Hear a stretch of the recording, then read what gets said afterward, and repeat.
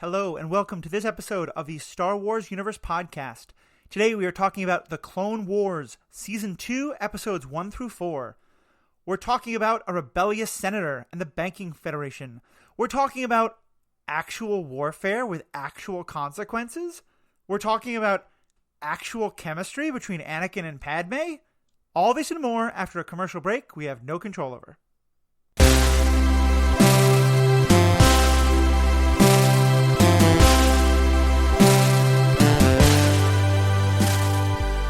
Back everyone, I'm Matthew, your host, and as always, we're joined for a Clone Wars discussion by Riki and Sarah. How are you folks doing tonight? We're all right. Excited to be in season 2. Yeah, I am. Just fine, dandy. Is that your Cad Bane impression? Listen, sometimes it's good, sometimes it's bad. You know, kind of like Cad Bane episode, so I'm with you there. I had remembered that the show gets a lot better as it goes on. I forgot that Season 1 into Season 2... I mean, the end of Season 1 was pretty good, but I forgot that Season 2 hits the ground running so fast, because these are really good. There's a couple of bad moments, but for the most part, these are some really good episodes, and it got me really jazzed up to be doing this again. Yeah, it gets abruptly better. Real fast. Season 1 was, fine. I'm not mad at Season 1. I'm not mad at all of Season 1, but... Season 2 is just great. And I'm really excited that we're here. Yeah. So, this is Season 2, and it's called The Rise of the Bounty Hunters. Starting from now, each season kind of has a theme of sorts, although it doesn't stay entirely on that. And we jump in with a 3-episode arc about a bounty hunter, but in this episode, he's kind of turned more mercenary. And I think instead of going episode by episode, let's just talk about all 3 of them and talk about the whole arc, because there's a number of different things to get into. So we have episode 1, the holocron heist. Obi-Wan and Anakin try to stop the bounty hunter Cad Bane from stealing a holocron from the Jedi Temple. Meanwhile, Ahsoka discovers another shape-shifting bounty hunter disguised as a Jedi. Then episode 2, Cargo of Doom. Cad Bane moves to sell the stolen holocron to the Separatists, while Anakin and Ahsoka try to retrieve it and return it to the holocron vault inside the Jedi Temple. And then that brings us to episode 3, where Cad Bane has escaped, and we have learned that what is on the holocron crystal is the names of all of the, basically the future younglings, the children who are Force sensitive who will one day grow up to possibly be Jedi. The Jedi keep that entire list, because that's not creepy in the slightest. And in episode 3, Cad Bane uses the holocron to try and kidnap Force-sensitive younglings. Anakin and Ahsoka try to find them and take them home, while Mace Windu and Obi-Wan track down the holocron. And essential to all of this, a couple of important details. One is that Cad Bane gets away in large part because Anakin decides that saving Ahsoka is more important than... he basically gives the Cad Bane what he wants in order to get Ahsoka back, though he doesn't get Ahsoka back, and that's something we'll definitely discuss. And it's also revealed at some point in this arc that Cad Bane, the person who he's been working for all along, and who he clearly has worked for in the past, is, Darth Sidious. So, worked for in the past, I think, is an interesting statement. It's confusing. It's very confusing, because these episodes aren't in any sort of linear order. So in the last episode before season 1 ended, which I guess you would call the season finale, right? We saw Cad Bane breaking Zero the Hutt out of Jedi prison and threatening to just normal prison, and threatening to blow up some senators along the way. That episode takes place after this episode. So where are you getting all this information, by the way? My husband. Oh well, okay. To your husband, then. Where are you getting all this information? Well, that's what the history of Cad Bane seems to imply. Oh. You presented this much more fact-based. Well, it's not like there's star dates at the beginning of these episodes. Right. Well, I get the reason I said he's worked with him before is he they're discussing a price, and Cad Bane says, "Triple my usual fee." Yeah. And that to me tells me that this is not the first time that they've hired each other. Good point. I know there was some we were confused about whether or not Palpatine recognized Cad Bane at the end of season 1. Right. Especially because when he's appearing to him here at the beginning of Holocron Heist, it says Palpatine, not as it's a Sidious. It says Sidious, right? Not Palpatine. Yeah.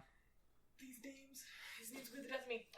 Yeah. So I think there's still that ambiguity. Like, does Cad Bane know that this is Sheev, or does he just think that this is some Sith and doesn't know his alternate identity? Right. I think he just has prices. He just has prices. Like, stealing a thing, 100,000 credits. Assassinating a person, 500,000 credits. You just kind of have a general menu. Yeah.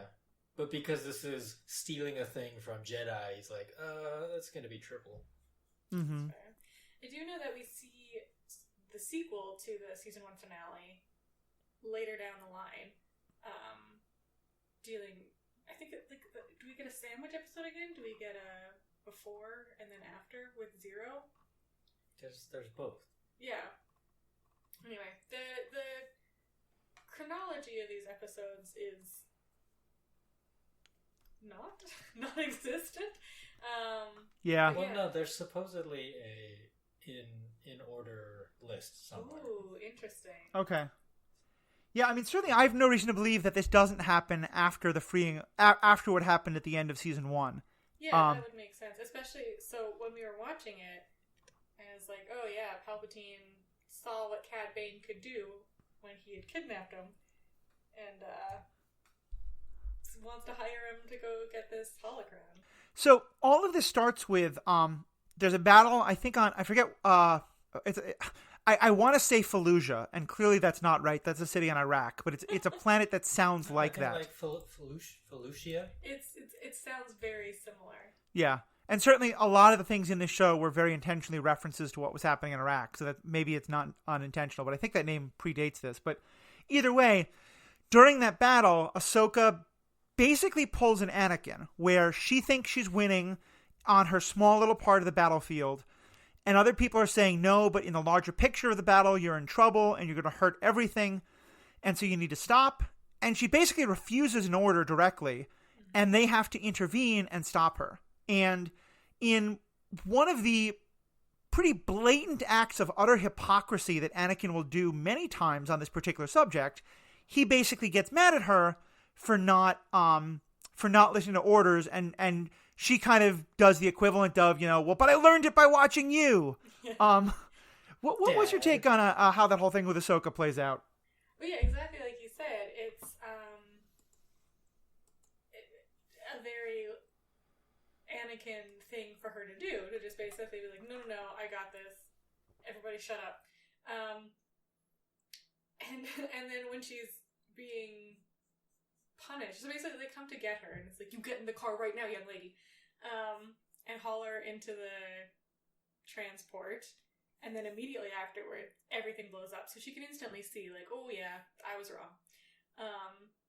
And then she goes, and her punishment is like, you have to go work in the library, but like Anakin doesn't get any sort of punishment, which ticked me off a little bit, because clearly she learned it from watching him. Like, this has Anakin written all over it, and his excuse is basically like, yeah, well, when I do it, I'm right, so.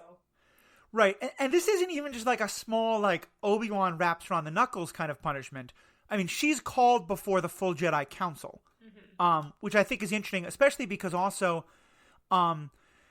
it sort of foreshadows a question that's going to come up again later of who's in charge of the war effort, and that it is the Jedi who decide, like, what happens when a battle goes badly. Well, yeah, so my take on this is, don't put children in charge of your battles. Ender's Game. Yeah. Yeah, I'm big on that one. I think that could apply to both Anakin and Ahsoka. But I do like for what it shows, like, to me, this is Ahsoka growing up somewhat from the she doesn't use the word Sky Guy in this episode, and I think it would feel pretty wrong. I think she's pretty much left that behind. This does feel to me like her starting to assert herself more in a way that we didn't see in season 1, and I'm definitely here for that. Yeah, definitely. Asserting herself more, here for. But, like, in a very stubborn, sort of wrong-headed way. Like, it's clearly... I don't understand why she doesn't get taken away from Anakin. Like, assigned to some different Jedi Master. Because, like, Anakin is clearly not doing a good job with his Padawan. Yeah. Like, and she's got so much potential. Just be like, okay, Obi-Wan's your Jedi Master now. Continue. Well, on the flip side, how good of a job did it seem like Obi-Wan did with Anakin? Yeah, that's fair. But Anakin was already, like, pretty old. Wasn't that, he was like, the problem? 10 years old. Yeah. Too old. Too old to Jedi. I found a chronological list of the Clone Wars episodes. And it looks like, so, Holocron, Heist, Cargo of Doom, and Children of the Force happen sort of, like, after episode 21 of season 1, and then kind of in the middle of season 3-ish is where Hostage Crisis takes place. It's the 51st. Hostage Crisis is the 51st episode in chronological order. That's the Senate one. So where is this official? Did Lucas publish some official list and say, like, oh, by the way, nothing was in chronological order originally? Okay, I'm gonna read. This is from StarWars.com. And it doesn't sound official at all. It first of all plugs Disney Plus and how you should buy Disney Plus. When it first debuted in 2008, Star Wars: The Clone Wars added new elements to the Star Wars galaxy like nothing else had come before it. Set between Star Wars: Attack of the Clones, which isn't entirely true, and Star Wars: Revenge of the Sith, the beloved animated series added new depth to classic characters like Obi-Wan, Anakin, Darth Maul, Boba Fett, blah blah blah blah blah. The series returns in February 2020 by Disney Plus. Disney Plus is great. Give Disney all your money. Below you will find the list of entire series episodes so far, listed in official sequential order. That's in bold. With links to our episode guides and links to stream each episode on Disney Plus. Buy Disney Plus. Give Disney all your money. So it seems to be an official chronology. Oh, sorry. This is the Clone Wars theatrical release. So yeah, there's a season 2 episode is the very first one. Then Hidden Enemy from season 1, and then then the 2 season 3 episodes that deal with the clones, which we were talking about being sandwiched before Ambush. Right. And then most of season 1 goes chronologically after that until we get up to 21, sorry. Then we stop. Then we go to Holocron Heist, which is what we're talking about right now. Then we bounce around to a bit later in season 2, then to Senate Spy, which is what we're going to talk about in a little bit here.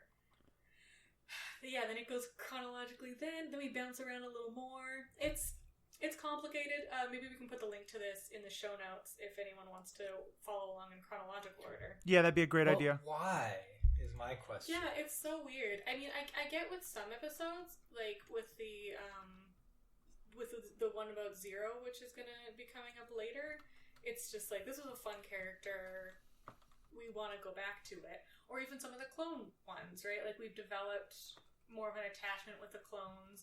Let's check back in and see what they're up to. Right. Sure, but why introduce Cad Bane at the end of season 1 and then immediately come back to his character in season 2, but with an episode that's like 5 months prior, without the 5 months prior? Yeah, or without having any sort of, like, previously on Clone Wars, and then 5 months earlier title tag or something like that. Well, it's very confusing. I mean, I also wonder, like, it seems like this is a crazy idea because it wasn't that long ago, but, when these shows were coming out, it's mostly aimed at younger kids, and the internet, like, level of document everything is nowhere near what it is now. And I'm wondering if, a lot of it was, well, this was a fun character, we don't know what to write next, let's go back in time. But there's a general, like, who cares attitude. No one's ever going to really notice much. And I'm Matt, this is Star Wars. Everyone notices everything. Or even just the idea of, like, syndication, right? So I remember most of the cartoons when I was watching as a kid, I watched in syndication, and rarely did they air those in any sort of sequential order. Like Star Trek. I mostly watched Voyager just when it was on TV, which was every weekday at like 4 p.m. or something like that, and it was never in sequential order. Yeah. So I think this like linear storytelling is definitely a more modern thing. Yeah. Especially with our age of like streaming shows, the sticking to a linear timeline. But yeah, it's funny, especially just in season 2. After we get done with Children of the Force, we're gonna like skip a few episodes before we get to Senate Spy.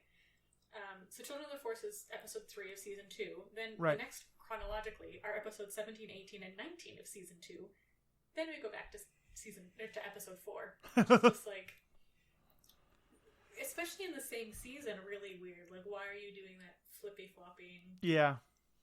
And part of me would love to like switch this into like following it chronologically, but I think for most of our fans who are probably just going to not want to have to keep jumping back and forth on their Netflix queue or their Disney queue, like just sticking with this order probably makes the most sense.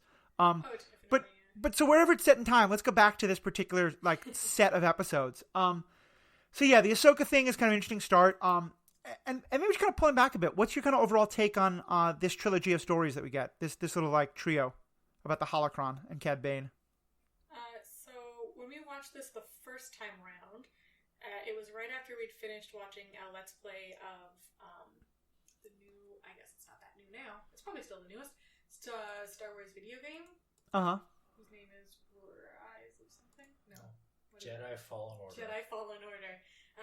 And a major plot point around that video game has to do with the holocron and it having the list of all the Force-sensitive children on it. So when this episode came up, I was instantly like, oh hey, fun little plot point that I recognize. And also, Cad Bane is the best, and I will watch every Cad Bane episode all the time. Yes. I would just watch a spin-off, right? Yeah. Oh yeah, 100%. I think in some ways, like, part of what got me about just how different season 2 is how different this set of episodes, like, we basically have, once again, Cad Bane is breaking into the Jedi Temple to try and, get something done. Or into a major building on Coruscant to try and get something done. And, first of all, we can talk about how bounty hunter now apparently just means, like, general criminal for hire. But like, just the degree of menace and of threat and of, like, just general, like, the everything feeling like it had so much more weight and so much more stakes. Mm-hmm. For me, one of the biggest moments where I felt that was, we talked a lot about how in season 1, all of the droids are pretty much there for comic relief. Their deaths have no real importance. Maybe some of the commanders are a little more interesting, but they're all basically just, ridiculous. We get Toto. I think his name is Toto, the kind of the butler droid who follows around Cad Bane, and he's given a little more personality, and he's funny, but he's not ridiculous in the same way. Yeah, you're laughing with him, not at him. Right, and you're sympathizing with him a little bit because it seems like Cad Bane treats him like just a servant, especially because at the end of the episode, you realize that Cad Bane has strapped a bomb to him, and he doesn't know it. And there's a moment where both the audience and him realizes that there's a bomb strapped to him that's about to go off. And I teared up a little bit at that moment. Like, they played the death of a droid as a moment of, like, emotional weight. And I was just so blown away by that. Yeah, definitely. When Toto first came on, I referred to him lovingly as Toto the Paranoid Android, because he reminded me a lot of... Yeah, from Hitchhikers. Hitchhikers, yeah. But he was just, like... He was like R2 with a voice almost. Like, he was sassy. But funny too, and again, not in a slapstick pratfall kind of way.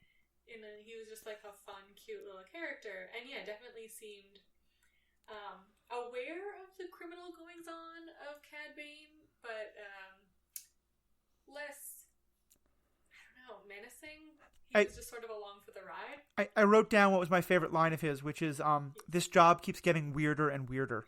Yeah, right? Like, he's in it because that's his job. But yeah, at the end, when So a couple of Jedi run up to him, and they realize, like, oh no, a bomb. And then Toto was like, a bomb? No. And we pan away, and then there's an explosion, and it's just like, it gets you. It's like similar to, like, I'm gonna go back to Avengers and, like, Peter Parker. I mean, I felt Ricky's shaking his head. No. I mean, it's less emotional, I think, because A, he is a robot, B, we've had like 20 minutes with him instead of multiple movies. No, but this is, so what year is this? I don't know. This is 2009? Yeah. So this actually predates what happens in the movies, and perhaps they perfect it in the movies, the droid death. Right? Like in Rogue One, you have K2SO. Right. The security droid who has been reprogrammed, the Imperial security droid. And then Lando's droid in Solo. Yeah. Whose name I blank on right now. But both of those droid deaths are very impactful in those movies. Doesn't Lando's droid, whose name I'm also blanking on, get it's like turned L4 into maybe? She's like the Millennium Falcon, right? Sure. But her death still holds a lot of meaning and weight. Yeah. Because he can't talk to her in the same way. Yeah. Perform other acts. I don't know, question mark. No. She was always like, he loves me, but he's like... They had a strange relationship. It's complicated. But that's like, this by over a decade, right? Or close to a decade. Predates that. Mm-hmm. I think you also have like a cuteness factor with Toto, like, and K2SO, and I'm gonna look up the droid's name because I'm gonna do it. But yeah, K2SO had some great lines, like when she shoots the other droid that looks just like him. He's like, "Did you know that was me? Did you know that wasn't me?" Yes. Yeah, that's hilarious. You are being rescued. Please do not resist. Yeah, I think it's a good observation. Like, this is, I don't know if it's the first, but certainly it's one of, I mean, even going back to, like, Return of the Jedi, where we saw a droid being tortured, and that had emotional weight. So it's not a completely new concept, but certainly in the Clone Wars, it is. And I felt it's kind of continued in that, like, we see an awful lot of fighting with droids in the next, over this 3-episode arc. And the droids appear much more menacing, especially in episode 2. I felt like this. Like, there's a couple scenes where the droids are like killing people, and they're doing well in battle. They're actually like hitting targets, and they're not saying Roger, Roger. Like, they're not. They felt more menacing in a way that I really appreciated. Yeah, they're not just there for the pratfalls anymore. They're but it's not. That's not their only. In the second one, right, where Cad Bane somehow is given command of a fleet of separatist ships. Right. Sure, yeah, don't question it. For monetary gain. Yeah, that bounty hunter. We're just going to move on. We're just going to move on. But in that, when he's on the bridge, the droids are still incompetent. Yeah, but that's not like the only thing they're there for, and it's a lot less noticeable. Like, he gets out of the Cad Bane, gets out of there. He's like, "You guys fight the Jedi," and they're like, "Jedi? Oh no, Roger, Roger." Yeah. I mean, there's a little bit of that, but in that same episode, the droids literally torture a Jedi to death. Yeah. In a very, like, wrenching scene. And what I thought was really interesting was that, again, there, like, the droids, they don't sort of, like, laugh and giggle about him being dead, but they approach it in this very robotic way. He is no longer functioning, is the specific term that's used. And so, yeah, you're right. It's not 100%. There's still a little bit of it, but they're now really adding this layer of menace and this layer of, like, what does it mean to be fighting soldiers who are just so entirely dispassionate about the idea of death? It's not 100%, you're right, but it still seemed really powerful to me. Yeah, and it's not like their only function anymore. But yeah, like back to Toto, who I love and is adorable. Yeah, he's cute, right? Like, he's small, he's got a big head. Reminds me of the droid from WALL-E. Yes, that's a very good connection. You mean WALL-E? The droid from WALL-E? No, when he comes on the ship, the one that, like, cleans behind him? Yeah, Mo. Okay. I have given Disney all of my money. Do you know all of their names? No, but Mo says Mo's name. He's like, Mo. Okay. It's cute. Anyway, I digress. He's not like L3, who is the Lando droid, and K2SO, who are just like humanoid in the full like 3PO kind of sense. Right. But he's got this like cutification. He's almost like a little pet, and then he explodes, which is very sad. Would you rather have a Toto or a BB-8? Ooh. Maybe a Toto, because then I could understand its sass, whereas BB would just, like, beep at me. I mean, I think the premise is that if you own a BB-8, you have learned the language of its beeping. But yeah, I really think I prefer a Toto for the communication style. Yeah. And he just has, like, a cute little accent. I don't know. He feels very proper and like, oh dear. Exactly. Yeah, so kind of going through more of that episode and what we see. So we start getting into the second episode, and now, as Ricky said, we've got this big sort of space battle. While there's also a fight happening on the ships themselves. Again, I don't mean to keep hammering this theme, but like, more clones die in the space battle like than we've seen before. We're seeing them act like their ships getting blown up and things like that. But to me, the real heart and soul of this part of the story that I kind of really wanted to talk about, especially, is what's your take on how Anakin tried the whole sequence of events around Ahsoka chasing Cad Bane trapping her, and then Anakin trying to rescue her and kind of giving up the holocron. That's like the whole episode. Yeah. Don't put kids in charge of things. Yeah, well, she wasn't. I guess this is the thing too, right? Like, her punishment is that she's being sent to the library for her disobedience. And she's like, "Oh, the library, how long?" And Mace Windu's like, "Longer now," which is an amazing, perfect dad line, and I love it. That was such a good Mace Windu line, yeah. It was great, but this idea of punishment is like, we're going to punish you by putting you in charge of like this really, really, really, really important place. And you're going to help out the librarian at this place that only the most experienced Jedi are allowed to enter. Right. It's not like her punishment should probably be like, you have to clean the toilets, right? Like, why is she being punished by doing something? And the librarian is a Jedi. Librarian is a Jedi. She's probably awesome. got stories to tell. Yeah. It's just like, it seems, I mean, I know why her punishment is being sent there, because then the story would just fall apart otherwise. Right. But it's a strange punishment. I think it did make sense because part of the point is that right now she lives and breathes the war. And she wants to constantly be on the front lines, and she wants to constantly be fighting. And I think part of what they're trying to teach her is, it's not that they want to give her a menial job, is they want to show her that there can be very important, very meaningful jobs for a Jedi that aren't part of this war. Kind of like giving her a bit of that wide angle. So I don't know. It made a lot of sense to me. You're right. It does serve the plot, but I also thought it especially for the Jedi who aren't ever going to really punish someone, they always want it to be like a learning experience instead of just like suffering.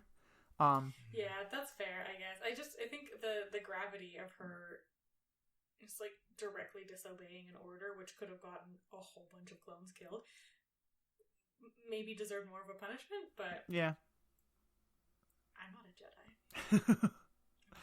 Well, as we found a couple times, like getting a whole bunch of clones killed is unfortunately nowhere near as morally relevant as we want it to be. Yeah, that's true. The shapeshifter who ends up taking on the identity of Master Jocasta, the librarian, right, picks up her lightsaber and fights Ahsoka with it. Yeah. Relatively competently. Yeah. I might add. So it was a little weird to me that. And kills the librarian pretty quickly. Well, doesn't kill her. Oh, I thought she knocks her out. Certainly, yeah. Yeah, because then they mine her for information as well. Yeah, that whole thing was kind of weird. Yeah.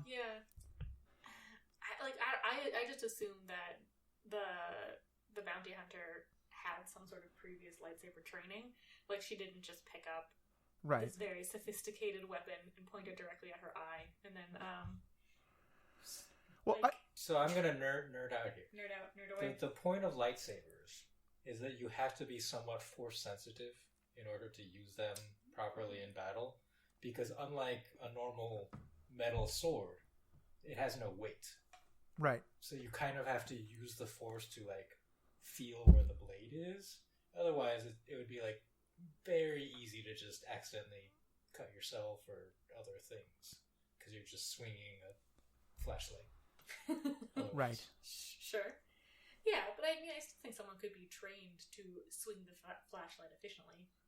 I mean, so does that mean that General Grievous is force sensitive? No, I think General Grievous is just a robot. Right. Well, turned himself into a robot. So yeah, giving himself these. He can calculate. Right. Because I've always thought that one of the greatest jobs of retconning that I've seen Star Wars do is that we have a couple of occasions where non-Force users, like General Grievous, but also others, pick up lightsabers and don't do terribly with them. And it doesn't make much sense. And then starting with the newest trilogy, all of a sudden you start seeing a lot of soldiers running around with these, like, electro swords kind of thing. Which seemed to me like an odd way of being like, no. There's always been, like, sword fighting in the Star Wars universe. It's not just the Jedi. You mean the stormtroopers? Yeah. Well, again, like that has like a metallic or whatever plastisteel shell. I mean, I think if you do a deep dive in the canon, you understand that. But I think I think the idea was supposed to be that for the more casual fan, this would answer that question. Well, I mean, there is the Darksaber, right? Which we get to later on in the show, and shows up in the Mandalorian, right? Which is kind of interesting. Did you forget? What? No. The Darksaber, yes. The Darksaber, yes. Agreed. No, the dude from Breaking Bad was all about it, right? Sure. Yeah. We'll get there. We'll get there. Cool.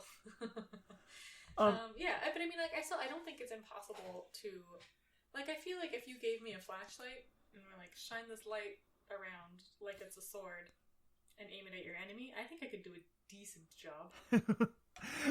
We seem to be on tangent day tonight. We've been a while since we recorded, but pulling back to the episode itself. So, what else do you like or kind of get out of this part of the arc, the battle on the ship? Oh, so the actual like shootout battle in the hangar bay was very cool because they turn off the artificial gravity. Yes, I thought that was such a nice trick. So they could do it in a live action show. It would be more expensive and complicated. So I think that using the animated feature in this way to do something that might not normally be feasible, right, was very good. And I think it also shows that, I mean, more so it seems than most Separatist generals, and certainly than any of the droids, like, Cad Bane is not just like, a ruthless guy who can come up with fun lines. He's very cunning. Like, he clearly had a plan for all this in a way that was really well thought out and somewhat effective. Maybe they should hire him to be an admiral. I mean, they gave him a fleet, so... So we get to what was, I think, kind of like the heart and soul of this episode. First of all, Ahsoka tries to chase Cad Bane down on her own, and Anakin says, "No, wait, we'll take him together," which I think is very much supposed to be a clear reference to Obi-Wan saying that to Anakin at the end of the Attack of the Clones. Oh, definitely. Because and again, they're being a little heavy-handed with it, but it's her making the exact same mistakes he made. And then we get to, Cad Bane overwhelms her. It doesn't really make sense how that happens, but moving aside, and he now has her kind of in this prison spot, and he says to Anakin, like, you have to give me the holocron or else she's going to die. Am I being totally heartless for thinking Anakin's response there is supposed to be to let her die because you can't give this up? I mean, that's what his response should be. That's what the response of a Jedi should be. But as we've discussed previously, like extensively in season 1, Anakin has too many attachments. Right. And too many control issues, right? Like, I feel like, especially in Anakin's mind, the holocron is a bunch of faceless, nameless people who he's never met and doesn't really care about. And Ahsoka is a person he does care about and knows very well. And so he's not going to take the rational, like, all of these children are worth more than this one child approach. He's gonna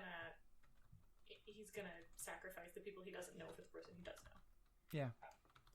It just, we've seen that happen before with the clones and stuff like that, but here especially when you're putting in danger literally like, you know, all of these babies basically for no intents and purposes.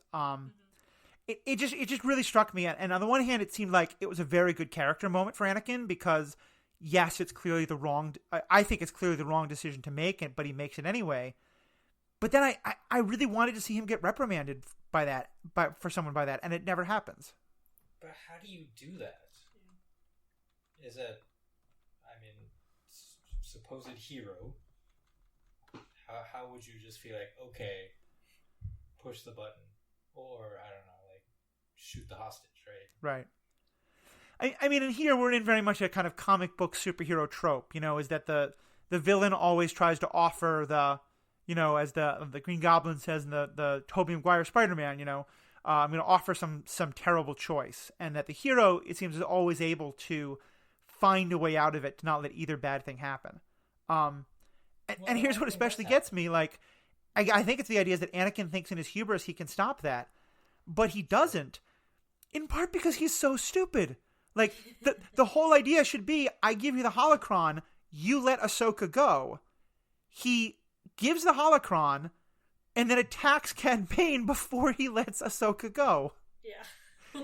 Did I miss something, or is that just Anakin dumb as a box of rocks? Maybe not even like dumb, just like over emotional, right? Well, isn't it? Anakin angry. No, Anakin it's the same. It's the same thing he did in the Blue Shadow of Artus episode, where he like kills all the droids and then saves Padme and Jar Jar from the electric torture. Right. And she's like, "You couldn't have done that first." That's true. So he has a history of focusing on the enemy. Yeah. First. I think part of why it really hit home for me especially is because there was basically like there were two Jedi who were faced with a terrible choice of, you know, preserve life or give up the holocron. And the first Jedi, who I'm sure we get his name, but I don't remember what it is, you know, literally dies to protect the secret. Yeah, we do get his name. Oh, sorry. Keep going. Yeah. But then when Anakin is presented with, granted, not himself die, like, I want to believe that Anakin would let himself die before he would, give up the information. And so maybe that's different than, giving up someone else, especially like another child. Well, yeah. But that's what villains do. Is right. They put that choice to the heroes. Yeah. Because the heroes will always seemingly be willing to sacrifice themselves and give themselves up. But they don't want to sacrifice other people. Right. No, that's definitely true. Yeah. So it was another episode I really like. This to me though is, I'm not complaining about the episode and like, oh, that was a dumb episode. For me, it was what a fantastic episode of getting me to really get inside like a decision a character made and disagree with it. But also, I think, as you said, it's 100% what Anakin would do at this point in his journey. Mm-hmm. This episode was borderline for me. And a lot of it is because I don't understand why Cad Bane is put in charge of a fleet. Like, maybe you loan him a ship, but certainly not like a cruiser. Oh, but he's given a fleet of what, like 3 or 4? That made total sense to me though, because they keep saying that this fleet wasn't like part of the separatist military itself. This was the personal fleet of the member of the Trade Federation who he was doing this deal with. And that Trade Federation guy keeps saying like that the whole point of this is how much they're going to profit from this. So, you know, why he has a private fleet, we can sort of raise some question marks about. But I think it kind of made sense to me. Well, I guess it just brings more questions about the specifics of, you know, all of these political alliances and stuff, and who actually owns what and controls what, as we will get to with the whole banking federation, banking clan. Yeah, that's definitely true. It was Bola Rapal. It was a Rodan. Mm-hmm. And it was in charge of the Kyber memory crystal. That's right. I will also say, I agree with you, Riki. There was a lot that was great about that big fight in the hangar.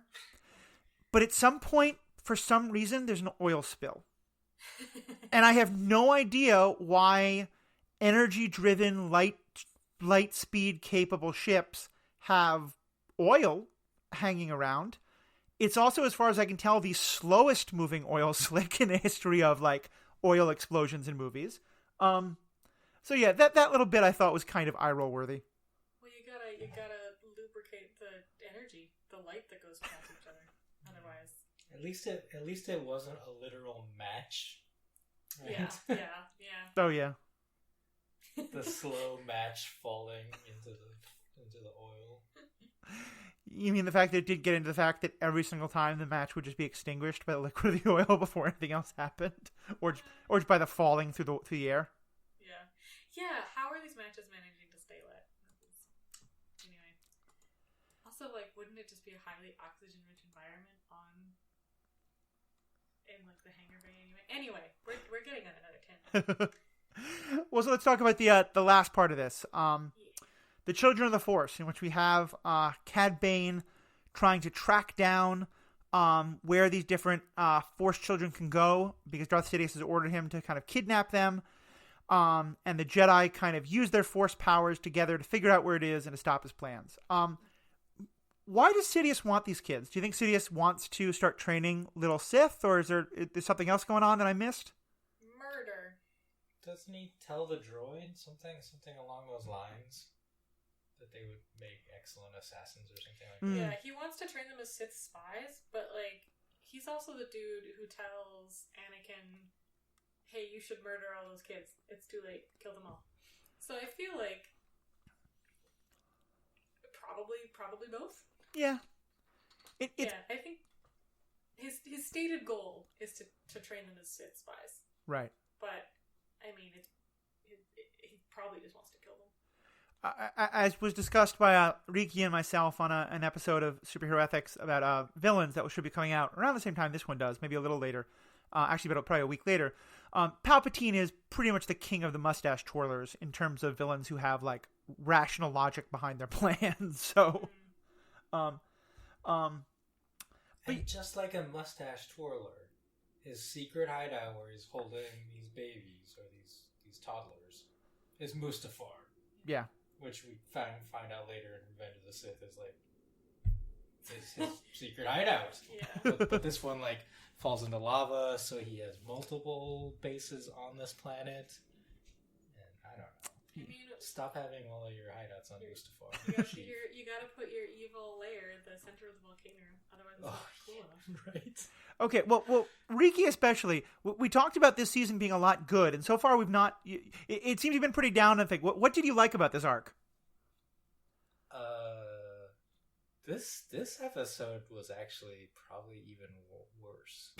I don't know. So, I like Cad Bane a lot. Uh-huh. And I will have to keep working on my Cad Bane voice. He did a really good impression last night. It was great. But... Okay. Well, we'll have more episodes to discuss him, to be sure. Yes. But we get good Obi-Wan sass in this one. Obi-Wan sasses Mace Windu. Yes. Yeah. When they like fall into Cad Bane's trap on his asteroid hideout. He gives him like you fell into his trap. I will also say, not only do we get him being sassy, but all throughout these 4 episodes, the Admiral is getting super sassy at Anakin, which I'm really here for. Yeah, Yularen is like he's not putting pissed. up with Anakin's shit anymore. He's pissed. Yeah, as he should be. Yeah. Well, because what does he say to him? Like, your usual success rate or something like that. Yeah. I see. It's interesting. I'm reading a book right now about Grand Moff Tarkin, who say again? Williff. Yeah. Her first name? I believe so. Yeah, and Interesting. in the he does appear later in the Clone Wars TV show because at this point he is part of the Republic military. And one of the things that the book really goes into is the idea that, and granted, this is through Tarkin's eyes, and you can question how much of a reliable narrator he is, but on this I think he is. But basically talks about how much the people in the traditional military, the Republic Navy, really resent the Jedi. Because the Jedi have these superpowers and are doing crazy things that most of the time get people in the Navy and clones killed. and they want to fight a more traditional, like, have an actual order of command, and like have it known who gives orders to who, and have some sense of like what the battle plan is. And the Jedi's keep screwing that up. So I like seeing Yularen kind of representing that. Like it's not just Anakin, but that I think he really there's this tension growing between the Jedi and the traditional military. I just want to say that when you said Tarkin, I thought you meant Mom Martha, and I got confused. Oh, okay. The end. That would have been a better ending to Revenge of the Sith than Execute Order 66. Yeah. Oh yeah. If the military like willingly betrayed the Jedi because they were tired of their BS. Right. Oh, and especially if the Emperor had kind of like, maybe the Emperor kind of like pulled some strings to arrange a situation where, not that he completely planned it, but he basically made it possible for the Jedi to make a mistake that would get a whole bunch of clones killed.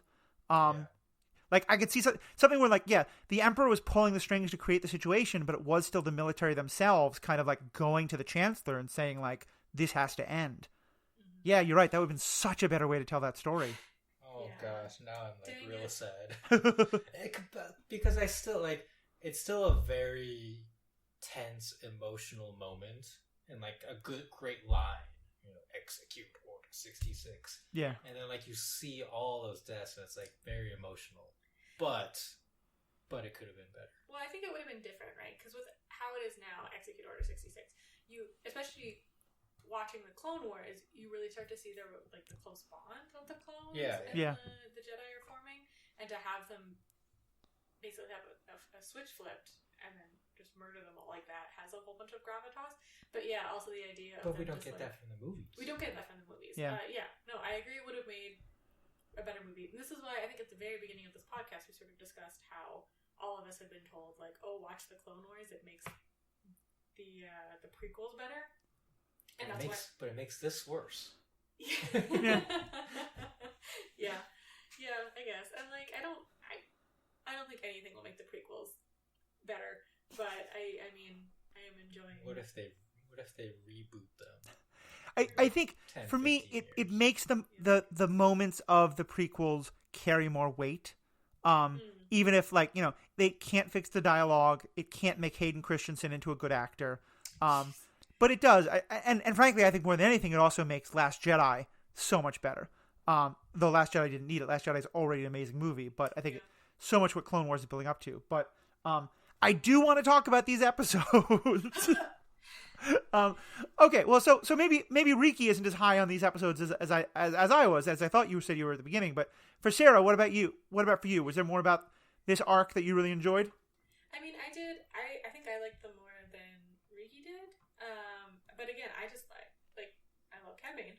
And I liked that I had like a real thorough understanding of what was going on with the story from my like previous holocron knowledge, I guess. Yeah. And I also liked that we quite quickly got into the gritty part of it, right? Like, yeah. Bola, last name? Bola Ropal being tortured to death. And then all these kids. That was a bit much. That was a bit much. That was a lot. And wholly unexpected too, right? That was another this is the kids show moment. I don't think it is anymore. She's not the same way. Yeah. We definitely seem to be like ramping up, I guess. Like maybe they're expecting their like viewers, audience to grow along with the seasons. Anyway, yeah, it was a lot. But I also like, I don't know, these kids are adorable. Mm-hmm. And just you getting to see more of the inner workings of the Jedi Council, especially relating to the military aspect. Oh yeah.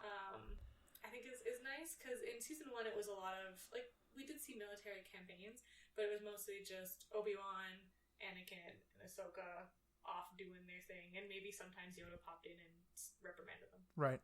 Yeah, there's that great line where the Jedi Council is talking about how to react to this, and Anakin actually says like, should we be talking to the Chancellor? And the Jedi are kind of like, nah, no, we're the military leaders. We got this. Which I thought was a really interesting foreshadowing of what happens with that story over the rest of this show and then in the third movie. Definitely, yeah. Yeah, well, I mean, you just like Anakin's relationship with Palpatine.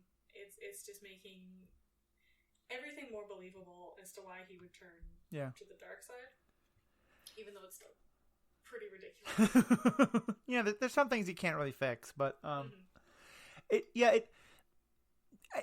there's still a little bit of it, and Riki, you're right about, like, there still are some of the silly droid moments, but overall, this feels to me like the moment where, like, George Lucas has finished season 1 and is kind of now saying, okay, guys, you know what I want. I'm going to go away and start working on the next movie. I trust you guys to do things. And it felt like, they wait till they hear the door close, and all the writers are like, wait, is he really gone? Okay, let's write some actual good TV now. Well, and like the writer, like the first episode, Holocron Heist, was written by Paul Dini, who's like a pretty well-known comic book writer as well. So you've got some heavy hitter writers on. Mm-hmm. That makes sense. Anything else in this arc we want to talk about before we move to the next one? There was something, but I can't remember now. So move on. All right. So episode 4 is Senate Spy. The Jedi suspect that Senator Rush Clovis is working for the Separatists, so they recruit Padme to spy on him. Padme is upset to discover that Padua and Clovis have a romantic history. And then these are actually pretty paltry episode guides I downloaded, but more of what happens is that there's a lot of the kind of like traditional hijinks you can imagine, but when a couple has to deal with one of their exes from the past. But the Clovis has brought Padme back to. He's clearly in league with the Trade Federation. He's trying to build a droid army on behalf of the Bankers Federation to help the Separatists. Padme finds that out, and when Clovis kind of has kind of mixed feelings about this, the Federation, in one of the more shockingly stupid moments for the Trade Federation, which is a very low bar, decides that the best way to motivate him is to poison her. But anyway, putting that aside, the real crux of it comes when Anakin is there to try to rescue everybody, and Clovis clearly has a kind of chance to either like keep his allegiance with the Banking Federation and the Trade Federation and the Separatists, and instead he helps Padme, knowing that it's going to kind of put him in a pretty terrible situation, and knowing that she already knows that he tried to poison her, and so there's no like chance of winning her heart back. Yeah, and so that's where the episode ends. What was your take on this story? Yeah, I think at the beginning you mentioned that we actually had Anakin Padme chemistry, and like just for a moment. I was gonna say I disagree slightly, but this is the best chemistry that they have had. I guess there's even like there's weird. It's just it's weird. Yeah. There's one point where he's like, yes, I brought home this dinner, and she's like, you called it home. Yeah. And it's like, again, having to remind the audience like every second, like, hello, we are married. We are secret married. The chemistry moment was pretty small. I think what was even more though for me was that when they then started to bicker, they felt to me very believable as that they were bickering as a married couple. His jealousy felt much more like married couple jealousy than stupid puppy love, high school crush jealousy. And the way they kind of responded to each other, it just worked for me more. Yeah, I maybe wouldn't say like married couple jealousy, but like definitely because it's like, oh, you dated him? What? Why are you gonna go see your ex? And then there's also like, is Anakin just really good at reverse psychology, or is he genuinely forbidding Padme from going on this mission? So what Yoda asks Padme if like she'd be willing to spy on Clovis, and she's just like, no, I'm good, thanks. And then Yoda asks Anakin like, hey, would you ask the senator? And Anakin's like, well, I don't know. Or yeah, I guess I can ask. Yeah, it's fine. And then Obi-Wan makes a face, and it's great. And Obi-Wan knows. Yeah, I think everyone knows. But yeah, then Anakin mentions to Padme they think he's a spy, and that's why they want her to spy on him. And she's like, well, if Yoda would have told me that, I definitely would have done it. I'm definitely going to do it. Why didn't Yoda mention this? Right? What other reason would Yoda have to spy on Senator Clovis? Yeah, it's like, hey... We just want you to spy on his banking records because he's in the banking plan and we want money. We want to know where he goes to get his haircut. Money we really want. Cool. Look, even though Yoda speaks weird, he has a very good sense of dramatic tension, okay? He knows how to build a story. Like, it was genuinely surprising that Padme didn't know the reason. Yeah. And then, like, she's like, oh, well, yeah, I'll definitely do it. And Anakin's like, you definitely will not. This is dangerous. And also, you used to smooch him in no way. This is all, like... I wish I had thought of this earlier, because this is just, like, the Reddit, the subreddit relationship. This is, like, my, like, male 20... secret wife, female, like 23, like, you know, wants to go see her ex-boyfriend. I mean, when I said that it felt like married couple jealousy that I could believe, what I meant was like, this is a standard trope of bad television married couple, and it reaches that level. Like, I know some married couples have gone through this. I've done counseling for some of them, and I always think it's ridiculous and toxic and awful. But in terms of reverse psychology, I don't think I can possibly give Anakin that much credit. Like, I just don't. I don't think. Like, 100%. I think like Ricky, I was saying, it worked, but I don't think that's what he was intending to do at all. I think he was genuinely trying to forbid her from doing this because, like, you are my property and I am in control of you. Do you want me to prove how much I love you? Here's my lightsaber. Take it because I love you. But that happens after. My mind is blown. I will say it. I was hit really hard with, and I think I get this a couple of times over the show, and I think it's intentional. But the way she stands up to him, and the way she just is like, "You are not forbidding me. I have no idea what you're talking about. That's not happening." Mm-hmm. She really reminds me of Leia. And I think that that's somewhat intentional, showing that they both have this very same, like, it's not just a stubborn streak, but it's a, like, utter refusal to back down, especially when someone, like, tries to say, like, you know, little lady, I want to protect you kind of nonsense. Yeah. That's really interesting. I didn't think about that connection, but definitely, yeah. We can sort of see where Leia gets it from. Mm-hmm. No? Well, I just mean, like, she never knew her. Like I guess this is the whole nature v nurture argument. Yeah. Don't get me started about that. Okay. I did also, though, think I still think this is more adult than season 1, but after we've had a couple of episodes, and including some of the ones coming up in future episodes, where the violence is pretty stark and is a lot more adult than we've seen, the approach to the romantic history here is so chaste in how it's presented. Like, the episode guide says romance. That's never said in the show. He says, like, well, I'm hoping we can be friends. It's implied, you're right, but it's so, like, they imply it in the most G-rated way possible, which I thought was really funny. Yeah, and it is, but Clovis is very skeezy. Yeah, he's gross. And, like, Anakin gets all upset because, like, Clovis kissed her on both cheeks. Which, yeah, I guess is very chaste. But, I mean, there does seem to be a lot of implication, right? Mm-hmm. That, like, their friendship, wink, wink, nod, nod, is gonna be a bedroom friendship. Right. Well, yeah, like, she says that she chose to break it off, right, to continue being colleagues. And he was not happy about that. Yeah. Right. Yeah. That means sex. Yeah. I did also think that was funny that wrapped around that, we also have him appear with the Trade Federation guy with two, what I think could only really be described as anime sex bots. Yeah. I mean, they kind of seem like they're trying to be throwbacks to the Metropolis bot. Right.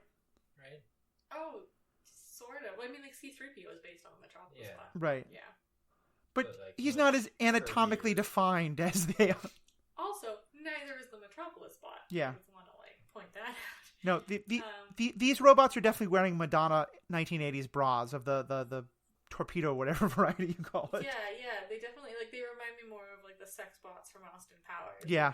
The fembots. Fembots. There you go. Sorry, my bad. Yeah, that was like super weird. Yeah, what I actually wrote in my notes is we can't admit that Clovis and Amidala dated, but we can have droids with anime dimensions. Yeah. Seems good. Yeah. I don't know. It's a strange plot point to have in a ostensibly kids show, like the more I think of it, right? Like this secret marital jealousy over ex-boyfriends. Yeah. I don't know.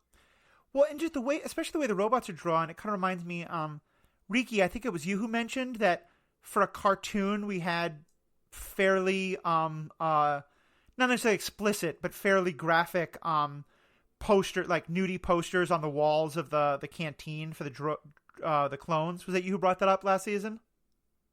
Yeah, I mean, I don't know if it was explicit. It was just Racy. Yeah. Definitely like throwback posters to the like pinup bombshell girls. Right. Which was like a very like, these military men have these sexy ladies on pinup posters in their rooms. Mm-hmm. Yeah, it's just weird because it seems like such a 20th century Earth thing. And then, especially for clones then to have it, like it brought up all these questions of clones, right? Yeah. So Clones have sexual desires? Yeah. Yeah. That's a thing. Yeah, but the sex robots are definitely strange. Yeah. Like, we talked earlier about L3's relationship with Lando, but yeah, like what are these droids for? And also gross. Yeah. I will say that secretly assassination. Yeah. I like that we're starting to get more of an insight into the inner workings of the Separatist Confederation, and that there's different people who have sort of different allegiances and different motivations, and we get a lot more of that over the course of this season, but I think I liked how that was starting to be set up in this episode. Yeah, I'm glad that we're seeing more into it, but like Riki pointed out, the more you seem to see about the Separatist and the Trade Federation's inner workings, the less it seems to make sense. Because it's okay. So Clovis and who's the Nemoidian in this episode? Is it Lot Dot still? I think it is. So they are still Republic senators. Yeah, Lot Dot. Secretly working with the Separatist Alliance. Right. Yeah, they're trying to muster up money to start a new droid factory? Yes. Yeah, okay. On Geonosis, where the previous droid factory was, and they blew it up in the second movie. And so then we find this out. Are there future episodes where Lot Dot is still a senator? I can't remember. But kick this guy out of the Senate already. Yeah. And we'll get to it later, but there's some interesting Senate plus banking. Yeah. And there's a little bit of a precedent for that. I mean, there were in the American Civil War, there were states like along the border that were, for all intents and purposes, working for the Confederacy. But because Lincoln really did not want, he wanted to keep those states in, and so they kept having senators in Washington D.C. and they got to be part of the government, even though it was pretty much known that they were doing a lot to help. Okay. Yeah, that's an interesting point. I'm not very familiar with the American Civil War. I'm just reading now the episode guide to see if I can. Lot Dod. Lot Dod, yeah. Yeah. Yeah. And then I like that you brought up his genius poisoning tactic as well. Oh my god. What? Why? And also what? So they find out that Padme and Clovis are becoming close friends, and that maybe Padme's there to spy on them. And they're like, okay, we're gonna get Clovis to go along with the spy, poisoning the girl he likes. Yeah. Right. Good plan, Pope Dodd. Well, and also up till now, we've always seen that the Trade Federation has this basically just like huge desire to kill Padme at all costs. Is the idea supposed to be that it's just that one Neomodian who like she defeated at the Battle of Naboo, and not all Trade Federation types? Yeah, I Right, that makes that weirder because they've referenced the first movie where he's kind of like, "Sorry, we invaded your planet. Yeah, hope we can still be friends." What? Also, How? Why? What? Don't be friends with these people. Yeah, that's reasonable. I just want to clarify Riki's Pope Dog comment. Nothing about popes poisoning people. All about Dog's hat. Okay. Right? Yeah. I mean, there is a long history of the Borgias and popes poisoning people, but that is somewhat old. So his hat is like Marge Simpson height. Marge Simpson hair height. Yeah. Just to get more references. It was pretty impressive. It's a good hat. Yeah. I just like went along with the "we're gonna poison her" ride. But but really examine think about it. But yeah, it makes no dang sense. Examine the mechanics of what he does. He like has a glass of whatever Poison. No. It's like actual drink. Yeah. Because he's like, let's toast to our renewed friendship or whatever. Mm-hmm. Sorry for invading your planet. Whoops. He drinks from the chalice. Mm-hmm. Then he like wipes the poison on the lip and gives her the same thing. So is this a ritual, or she's just like, oh yeah, I'll drink from He's that? He's like wiping off his cooties. Yeah. Secretly wiping on his poison. Right, like normally if you're gonna toast to your renewed friendship, everyone would have their own glass. Well, and part of why I thought this makes this weirder. The whole thing was weird, like, and at first I kind of gave Padme some credit here. She stands up and she says that she's not feeling well. And so I was trying to think, okay, maybe the poison's already kicking in. But then, Clovis is like, no, let me give you this tour. And suddenly she's feeling fine. And she says, no, okay, that sounds great. And then she starts to feel bad again. And I was like, oh, okay, so the poison is working. But then it turns out she's faking so that she can get him out of the room to get her some water so she can do the whole, like, spy thing. Yeah. But then she's actually feeling bad later. And I was kind of like, why? She was faking. Like, Padme did this kind of awesome act of subterfuge. Why, like, give us the same time she's faking feeling bad and she's actually feeling bad? Like, why not just have those two different plot points at different times? I thought she was just actually feeling bad. Yeah. But it was conveniently lining up. I think because she talks about, like, having a headache. And I think, like, she actually had a headache, but was also just like, Clovis, go get me some water. And then, like, finds out that his computer password is like or something like that. I mean, it seemed to me like, and again, I wasn't like doing frame by frame analysis, but certainly it seemed like she doubles over as though she's upset and in pain. He goes out of the room and immediately she like straightens back up and smiles like everything's taken care of now, and then goes back to kind of what she was doing. So I thought she was, but maybe you're right. Like she'd already kind of set up, she's not feeling good, and she was like, well, I'll kind of dial that up a little bit to get something out of him, and then it gets dialed up as well. I don't know. Yeah, it's so weird. So then, like, she manages to get the information that she's after.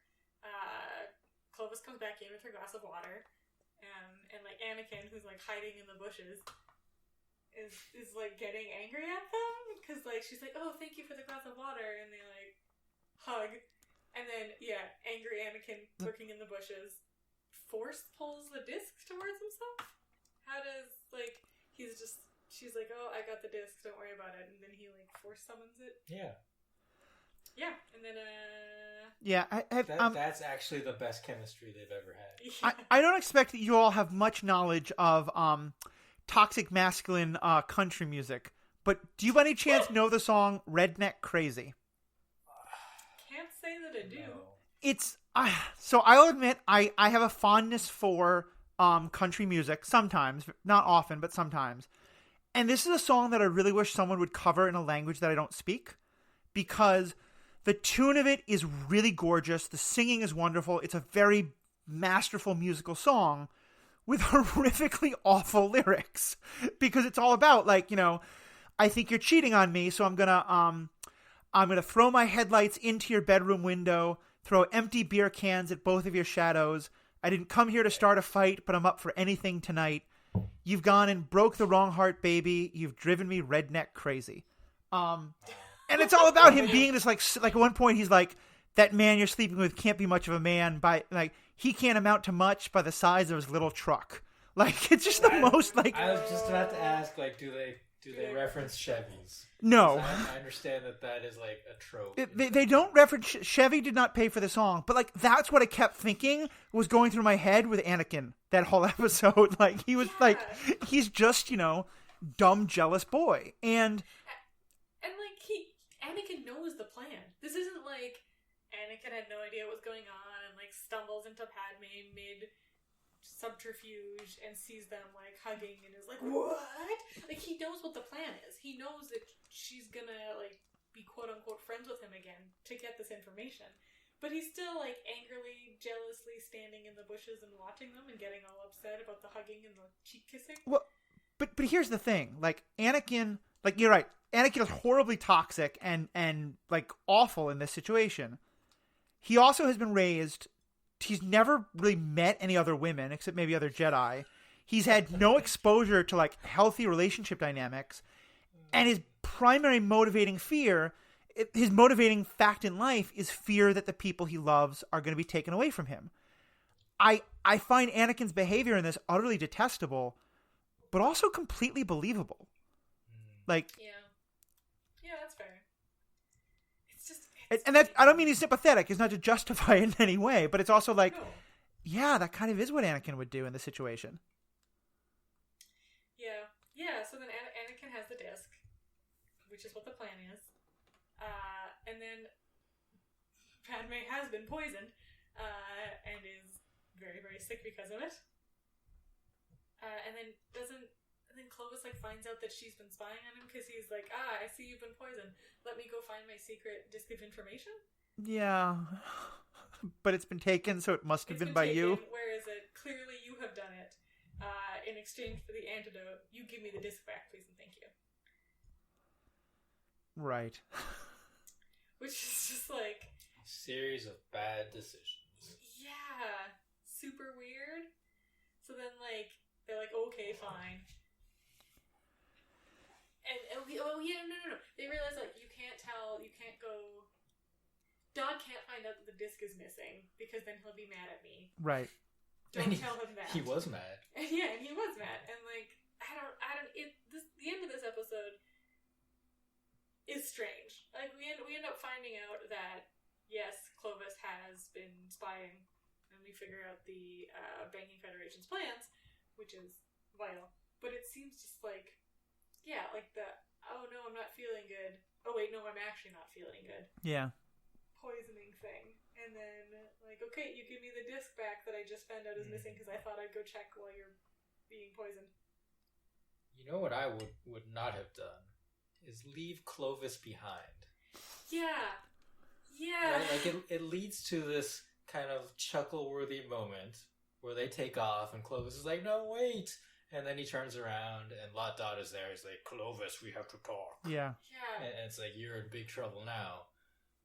But clearly, like, he had somewhat enough of a change of heart. Yeah. That I think they should have taken him with them and see if he would turn state's evidence. I don't know, isn't his change of heart motivated by, like, so he loves Padme? Mm-hmm. Yeah. Well, I think it's two things. I think it's that he 100% loves Padme and he wants to save her, but also I think therefore, like, his opinion of the Trade Federation really changes when they're like, oh yeah, let's have a good business deal.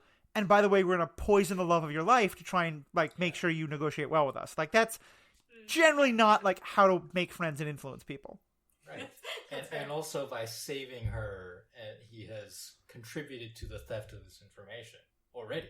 Yeah. Right? So he's in trouble with Lot Dot. Yeah. He needs to get out of there for his own good.